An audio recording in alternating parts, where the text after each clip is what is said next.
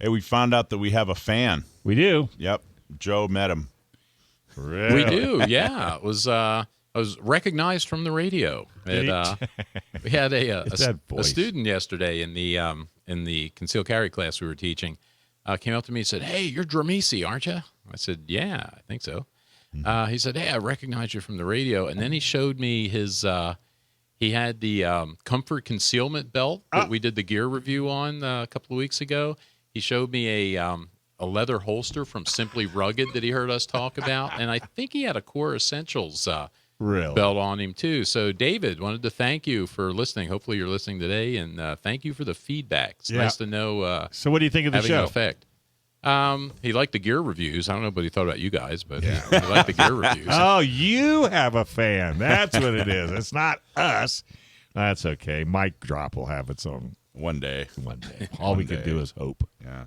So Joe and I did a pretty unique shooting social this morning. Did you? What'd you do? One of our board members, Jim Miller, who's on the Cajon Valley School Board, really good dude.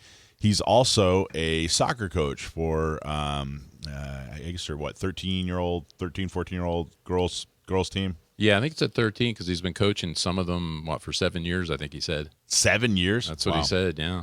So he got the soccer team and the parents to come out, and we did a shooting social. It was amazing. It was cool. Unusual. Yeah, it was really amazing. It was very, very cool. And we, I don't know. I didn't even know. I kind of lost count. It was very much herding cats. But yeah, I was gonna say we were but we got it all squared away. Some of the lanes had a kid and a parent. Some of the lanes had a kid. Some of the lanes had a parent. But everybody had a good time. Yeah, it worked out really well. And that's the first one of those I've done in a while. It's been probably a year or so since I've done one of those socials. So such a large group as well. Yeah, I think it was kind of a typical group, or at least for the lanes anyway, right? We doubled them up a little bit. We doubled up. It's unusual for us to double up lanes. Usually, everybody gets their own lane, their own mentor. But with the kids, and the parents, some of them got to share. But it's a pretty well-oiled machine. I mean, even with that kind of chaos, it went pretty smooth. Yeah, and even adding the little competition part at the end, which I thought we were going to run out of time for, that it all worked well. Yeah, it was a lot of fun. Got to keep their targets. Yeah, they got to keep their targets, and how important it is for a kid to keep his target. I wonder now. I'm kind of wondering how many did. I was a little kind of caught up in the process. I hope Joe autographed them. Well, see, and that's what made me think of it, because I saw you ripping them down, and then I thought, ooh, because I started to tear mine down. I thought, oh, maybe this guy will want that. And actually, my parent was more excited about keeping his target than his daughter was. Than the kid? But, That's funny. Well, there's something about it's like a trophy. And this was a group of 13-year-old girls. I don't know if any of them. I think maybe a couple of them started out on 22s. There's this thing. Everybody out there thinks that I honestly think it's left over from the 80s when everybody had a 38 revolver and a 44 revolver, and everyone said, "Oh, you got to start out on a 22." I honestly can't think of many other people out there who have watched more people shoot for the first time than me because of these shooting socials. Yeah. Hundreds. I've watched hundreds of shooting socials, meaning thousands of brand new shooters. And 99.9% of them started out on a 9mm. And there's still kind of this, I'm going to call it a myth. There's this belief, this myth that you have to start out on a 22. I watched, 10, 15, 13-year-old girls start out on a 9mm this morning. And it was just fine. So, I mean, if you're particularly nervous or, had a traumatic experience, something like that, you got to start out on a 22. I get it. But I think for the most part, start people out on a 9mm. They're doing just fine. Jump in the pool. Pool. Get in the deep end. Yeah, what the heck? You got people around you that'll help you out. That's right. So how was the general consensus as far as startled, scared? They loved it. It was nothing was. I mean, it was didn't phase them. Oh no, it was really, really great. It was great. And between that and our NotMESD, and by the way, last week we just went over a milestone. Over 400 women through our NotMESD program. Well, congratulations. And a lot of it, Desi and her team. Yeah, and a lot of it's thanks to a PBS story that PBS came out and interviewed Wendy and some of the other folks that went through it. And we actually have a clip. Brendan, play the clip from the NotMESD on KPBS. What we're doing is leveraging our expertise as gun owners to be able to help increase women's ability to stop domestic violence and sexual assault.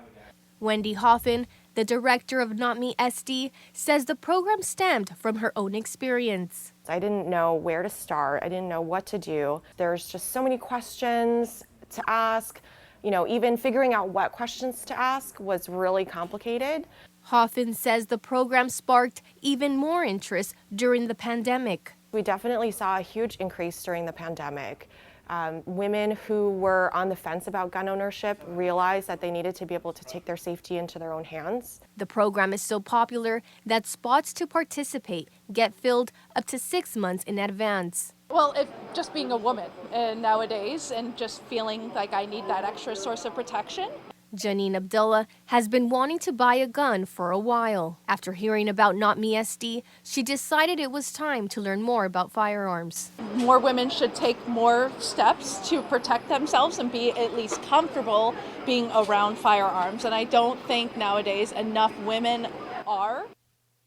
So one of the big mistakes that our side, gun owners, Second Amendment groups, etc., have made over the last, I'm going to say, 30 years is they've kind of, written off media and said, we're not going to, the slanted media, we never get a fair shake, wah, wah, wah.